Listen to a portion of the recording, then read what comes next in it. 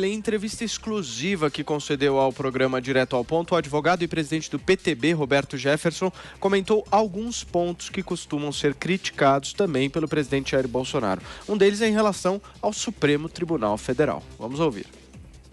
Se sou ele, já tinha fechado o Supremo.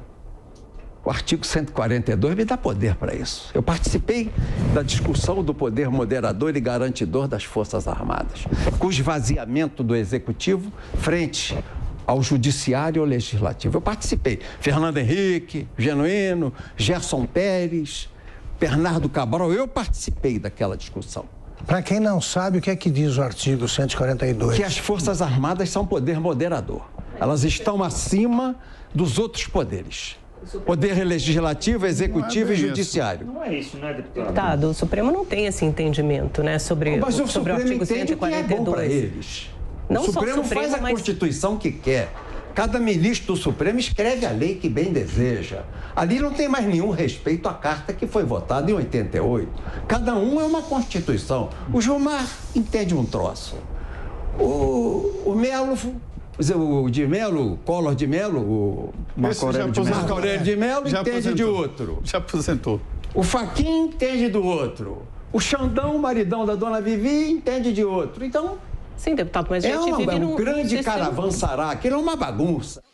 Tem alguns trechos que a gente separou dessa entrevista do Roberto Jefferson ontem no programa do nosso Augusto Nunes, mas vamos começar por essa história do Supremo Tribunal Federal, artigo 142. Serrão, você começa. Esse foi um dos pontos mais polêmicos do programa de ontem, que deve bater recorde de audiência aqui na Jovem Pan. Roberto Jefferson foi constituinte de 88. Então, ele sabe muito bem qual foi o espírito, naquela época, que montou esse artigo polêmico, 142 da Constituição.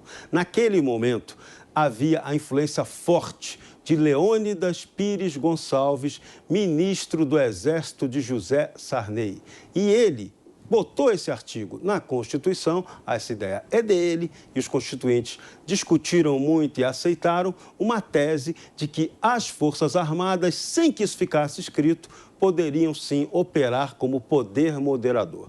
O tempo passou, as coisas hoje ficaram bastante diferentes, a composição própria dos militares se alterou, a cabeça deles também mudou bastante e hoje há uma dúvida sobre isso e o Supremo Tribunal Federal, lógico, não é bobo, alimenta essa dúvida, porque o que eles mais temem é a possibilidade de uma intervenção militar convocada por um dos poderes. Porque, veja bem, o artigo 142 diz que quaisquer um dos poderes, tanto executivo, legislativo e judiciário, podem convocar esse artigo 142. E fica implícito também que o poder militar, se ele se considerar um poder, ele também pode convocar. Então, essa é uma questão muito polêmica, só que hoje não há clima para fazer isso. Uma intervenção militar direta tem muito pouca chance de acontecer. Agora, algumas coisas a gente tem que deixar bem claro, né? O presidente Bolsonaro, nesse sentido, tem que ter um pouco mais de soberania sobre o resto dos poderes. Porque hoje temos, como Roberto Jefferson bem frisou, uma clara hegemonia do poder supremo sobre os demais. Então, Bolsonaro, por exemplo, o maior erro que ele cometeu nesse governo foi quando ele aceitou a decisão do Supremo que não permitiu que ele nomeasse o diretor-geral da Polícia Federal. Aquilo ali foi como se fosse um fim do governo Bolsonaro. Bolsonaro ali deveria ter colocado, como se diz na gíria, o pau na mesa e ter dito que a nomeação valeria. O que o Supremo ia fazer? Essa que era a questão. Mas Bolsonaro preferiu ceder e depois só levou e tem levado pancada do Supremo Tribunal Federal. Mas agora o Super Ciro Nogueira promete que vai resolver, vai melhorar essa relação com o Supremo. Vamos acreditar. A velhinha de Taubaté está acreditando. Constantino, seu comentário sobre essa fala específica do Roberto Jefferson em relação ao Supremo. Sobre essa fala específica, vamos lá. Primeiro ponto é que é sempre divertidíssima qualquer entrevista com o Roberto Jefferson. Acho que ele está ficando mais velho, ele teve ali uma conversão, né? Inclusive filosófica, religiosa. Ele teve um tempo preso, ele denunciou o mensalão, né? E, enfim, acho que ele passou por muita mudança. Mas ele não tem papas na língua, né? Então, a primeira coisa que chama atenção é que ele diz coisas que muitos brasileiros pensam de forma parecida, ainda que ele diga de uma maneira um tanto exagerada, né, e teatral, mas a essência é o que muitos brasileiros estão pensando, mas vários que têm destaque, que têm visibilidade, se falarem da forma que ele fala, vão presos. Né? Então, a primeira coisa que chama atenção é o que o Roberto Jefferson tem para se blindar, para conseguir fazer esse tipo de denúncia, de ataque da forma que ele faz e continuar dando entrevistas. Eu sei porque ele já deu entrevista exclusiva para mim no meu canal independente e foi bastante repercutido e ele falou coisas similares. Então, para mim, não é nenhuma novidade, mas dá uma certa apreensão, né, sempre que ele fala essas coisas, porque a gente sabe que o que ele tem dito toca num nervo exposto, Paulo. E aí eu entro na essência, né? Hoje, esse Supremo que temos, essa configuração, e aí isso não é um ataque à instituição e nada disso, é o contrário, é querer salvar o STF, que é uma instituição tão importante, de uma composição que age como militante partidário e ativista, né, ideológico. Então, esse STF que temos hoje é um poder arbitrário, que na verdade é dividido em 11 poderes arbitrários, cada um tira da sua cabeça a lei que quer, interpreta a Constituição da forma que quiser e rasga, muitas vezes, de forma escancarada a Constituição para perseguir adversários políticos.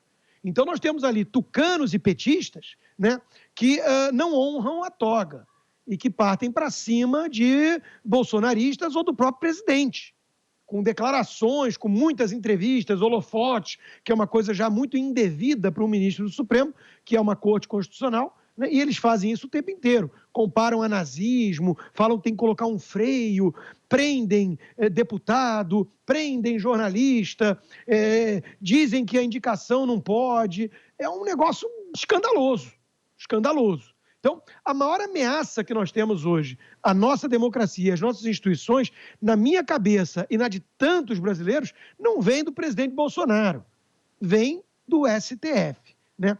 E aí é muito duro você ver militantes disfarçados de jornalistas que tentam passar pano para isso, que tentam dar um verniz de normalidade institucional no país. Ah, tudo está perfeito, o perigo é o presidente, com seus arroubos autoritários, e passa pano para isso. Chegam ao ponto ridículo até, né, um tanto patético, que vai falar, não, mas o Supremo Tribunal Federal já interpretou a questão dessa forma.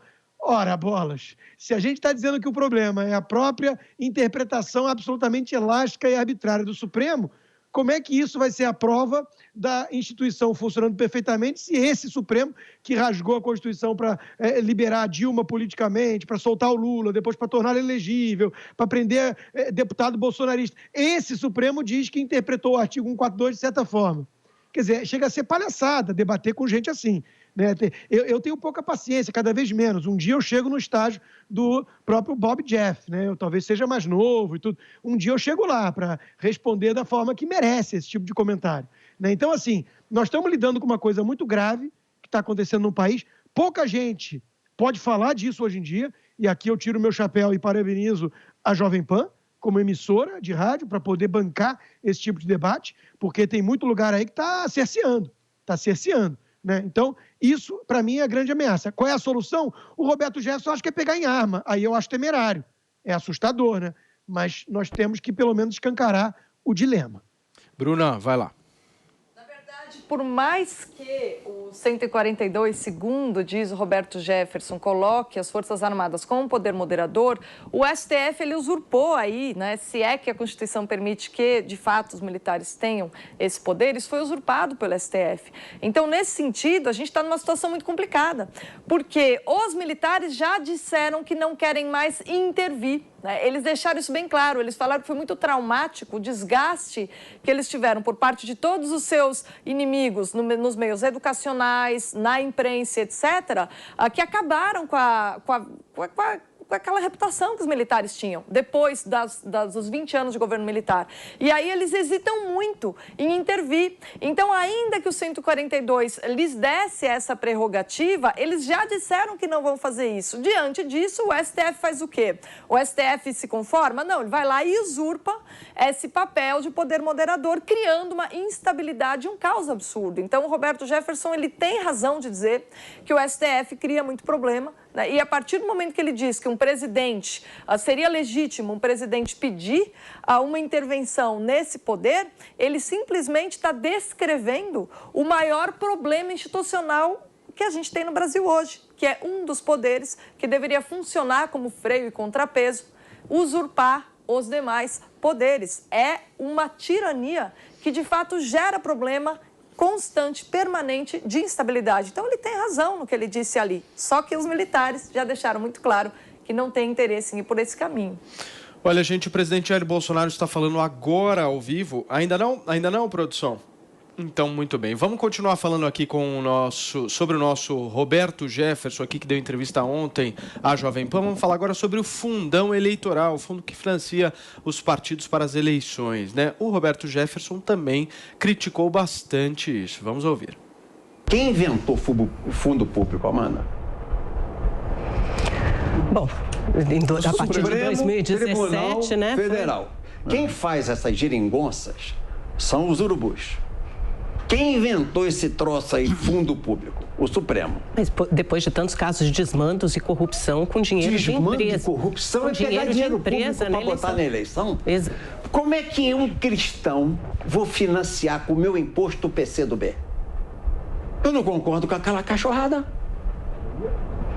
Como é que o meu dinheiro, o teu salário aqui, que deve ser um salário pequeno, mas que você paga o imposto de renda, o Zanini, que deve ganhar também um pouquinho lá na Folha, você, Trindade, do teu dinheiro que você financia PCdoB, PSOL, PT, PTU, PSTU. Eu não daria uma prata para esses caras. O meu discurso é que tem que fazer o financiamento. Eu defendo a estatização, não posso ter dinheiro de empresa privada. Então acaba o partido, fecha. Aí não. O PCdoB não chegou à cláusula de barreira, o Supremo Tribunal Federal, mais uma vez, nós éramos 9 partidos, 9. Ele acabou com a cláusula de barreira porque o PCdoB não fez os 3%. Vamos para 36, essa bagunça institucional, quem fez? O Supremo. Em relação ao fundão eleitoral, Serrão, você começa essa. De novo, o nosso problema essencial é a Constituição Federal. Ela é ruim, prolixa, dá margem a várias interpretações. E o Poder Supremo, o que é que faz? Interpreta e não faz cumprir a lei. Então, essa aberração chamada fundo eleitoral é a barbárie, isso tinha que acabar. Dinheiro público para bancar a atividade política não é legítimo, a não ser que nós estejamos na União das Repúblicas Socialistas Soviéticas, o que parece não ser o caso. Muito bem, Bruna, vai lá. Esse é um problema gravíssimo. Imagina a gente financiar partidos cuja existência a gente repudia. Essa é uma ferida importante que o Jefferson, que é, ele sim, um cacique também, um cacique com vida longa na política, o fato de ele falar nesse assunto é importantíssimo, porque ele conhece, ele sabe como a coisa é e ele sabe muito bem que, de fato, enquanto o financiamento for público, a gente continua nessa bagunça de ter trilhões de legendas e a gente continua sem a possibilidade de ter representatividade, porque os partidos não têm relação nenhuma com a sociedade civil. Os partidos que sobrevivem não são aqueles que a própria sociedade apoia e financia, e sim aqueles que têm aí conluios com as pessoas que estão no poder e conseguem favorzinho do STF, como foi o caso aí que ele indicou do tal PCdoB. Constantino, você? Mais uma vez, o que nós podemos falar, né? Bob Jeff não é nosso malvado favorito à toa. Ele toca na ferida. O STF tem todas as suas impressões digitais dessa bagunça que foi criada. Não que antes fosse uma maravilha, né? Tinha muita corrupção, empresa financiando político. Você sempre sabe que não é exatamente financiar por espírito público, mas sim investimento para ter algum retorno, né? Então, há um bom debate aqui entre liberais para limitar apenas a pessoas físicas e não jurídicas, tudo bem, mas da forma que foi feito, criaram a imposição de um fundo eleitoral estatal. E isso é a estatização definitiva dos partidos, que já recebem o fundo partidário, e horário gratuito de televisão, que não tem nada de gratuito. Ou seja, nós somos obrigados, por meio dos nossos impostos, a bancar aquilo que a gente repudia, aquilo que a gente acha temerário, como, por exemplo, o socialismo e o comunismo. Eu sou obrigado a bancar o PSTU, o PCO, o PT, PSOL. Isso é um assinte, isso é um absurdo. Então, os partidos têm que sustentar por conta própria e fazer a campanha com financiamento voluntário. E fim de papo.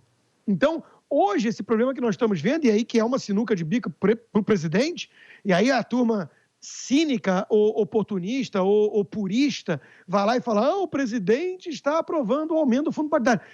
Depois de uma manobra do próprio Congresso, né, que coloca o presidente numa sinuca de bico, que ou ele vai peitar todo o Congresso, com os riscos que isso representa no nosso sistema de presidencialismo de coalizão, ou ele vai levar, e peitando vai levar a zero, né, o financiamento, e aí o que acontece? Ou ele vai aprovar o aumento. Né? Então, é um impasse. O certo, para mim, seria ele bancar essa briga e vetar.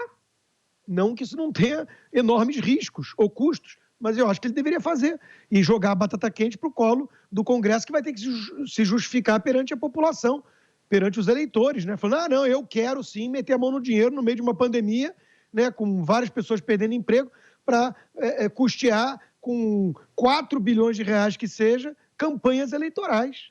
Né? Então, assim, nós estamos vivendo... Mas é isso, né, Paulo? Brasília é um oásis, uma bolha. Aquilo ali é feito para privilegiar, para beneficiar os próprios políticos e a casta no poder. Né? Todo poder mama no povo. E, infelizmente, em Brasília, eles ficam mais longe ainda da reação popular. Né? Ficam lá mais isolados. Então, esse tipo de coisa continua acontecendo. A luta de classes que nós temos no país hoje é essa. Né? De um lado, quem consome nossos impostos e, do outro lado, quem trabalha para pagar esses impostos. Olha, gente, para o presidente do PTB, a Justiça Eleitoral é nada mais do que um cabide de empregos. Vamos ouvir mais um trecho. Essa justiça eleitoral custa 8 bilhões por ano, chega na eleição, atrasa. O hacker entrou aqui, atrasou. Vocês trabalham de 2 em 2 anos? 65% de salários. É um negócio assim, e essa tecnocracia, esses marajás, essa burocracia tomou conta do governo do Brasil. Cresceu na Constituinte. Olha quanto ganha um procurador e você não sabe quanto ganha um procurador. Não pode. O deputado federal tem que publicar todo ano o imposto de renda, o senador, o presidente da República, o governador do estado, ministro do Supremo, não pode publicar quanto ganha a sua excelência. Não pode. Quanto ganha o procurador? Não pode publicar quanto ganha a sua excelência. Não pode. Aí 35, mentira. Não é 35, é mentira. Eles ganham o dobro no mínimo, mas dizem que ganham 35. Por quê? Eles são uma casta acima do povo do Brasil, que paga o salário dele. Eles são empregados do povo. Eles não geram nenhuma renda, vivem da teta do governo, do tesouro, mamando, e não dão satisfação. Você começa, Bruna. Na verdade, ele é engraçadíssimo, né? O Roberto Jefferson, ele é uma figura que, independente do seu passado controverso, ele é admirável pela habilidade retórica, né? A entrevista inteira a gente percebe que ele parece ter feito aí, ter maratonado uma série de throat speak aí do Olavo de Carvalho, porque ele domina hoje o vocabulário que toca o eleitorado conservador e consegue mobilizar a opinião pública justamente tocando nos pontos que mais incomodam todo brasileiro, usando o vocabulário próprio do eleitorado conservador. Então, ele é incrivelmente habilidoso. E esse problema que ele indica é o que incomoda todo mundo, o fato de que o judiciário virou uma aristocracia, um conjunto de intocáveis, cujos salários é difícil de descobrir. Uma vez eu fui fazer uma pesquisa de desembargador, tem muita aí agência, muitos jornalistas que vão atrás dessas notícias e só de desembargador, ele falou de procurador, vou falar aqui para vocês de desembargadores, o salário é entre 50 e 100 mil, né? Você tem entre os proventos e aí não tem imposto de renda em cima de tudo que se recebe como gratificação. Então é um escândalo a quantidade de recursos consumidos por essa casta que não presta esclarecimentos aí para a população. Mais uma vez foi certeiro. Vai lá, Constantino. Exato, né? E quando a gente fala de casta privilegiada e tudo, o judiciário é o grande representante disso no país, todo mundo sabe. E em outro trecho, o Roberto Jefferson também apontou para a questão da OAB, que deveria ser chamada de Ordem dos Advogados Bolivarianos, né? Comandada por um petista, né? E que está totalmente aparelhada e servindo para interesses partidários, além de tudo.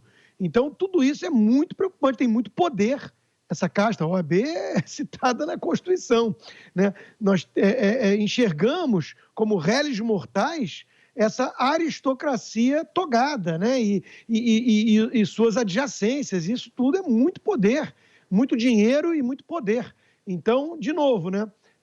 Tá tudo errado no Brasil, mas as pessoas que estudam isso há algum tempo e por isso mesmo se tornaram liberais ou conservadoras, elas sabem de tudo isso e sabem também que essas coisas não vão mudar da noite para o dia, que isso exige uma mudança quase revolucionária da mentalidade para que muitas pessoas enxerguem isso, né? E depois uma mobilização e depois o último estágio é conseguir chegar nas câmaras de eco, que são justamente os políticos.